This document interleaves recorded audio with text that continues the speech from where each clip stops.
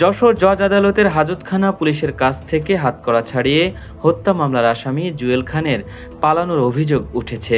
জুয়েল মাগুরার শালিখা উপজেলার হরিশপুর গ্রামের ইজিবাইক চালক আলামিন হত্যা মামলার চার্জশিটভুক্ত প্রধান আসামি ছিলেন। আদালত ও পুলিশ সূত্রে জানা যায়, সকালে জুয়েল ও হারুনার রশিদকে যশোর কেন্দ্রীয় কারাগার থেকে আদালতে আনা হয়। আজ দুপুরে অতিরিক্ত জেলা ও দায়রা জজ আদালতের এজলাসে তাদের হাজির করা হয়। পরে আদালত তাদের ফের কারাগারে পাঠানোর আদেশ দেন। বেলা 3:30টার দিকে মহিলা পুলিশ কনস্টেবল তাদের দুজনকে নিয়ে হাজতখানায় যাচ্ছিলেন। এ সময় নিচতলা সিঁড়ির কাছে পৌঁছালে কৌশলে জুয়েল খান হাতকড়া ভেঙে পালিয়ে যায়। পরে কনস্টেবল চিৎকার দিলে আশপাশের লোকজন তাকে তাড়া করে, কিন্তু তাকে আর পাওয়া যায়নি।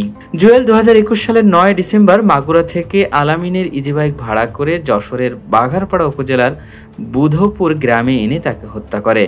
পরে ইজিবাইক নিয়ে জুয়েল সহ তার সহযোগীরা পালিয়ে যায়।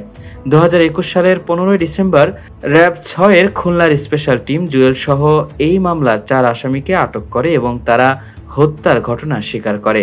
পরে তাদেরকে বাঘারপাড়া থানায় হস্তান্তর করা হয়। এরপর থেকেই কারাগারে আটক ছিলেন জুয়েল ও তার সঙ্গীরা।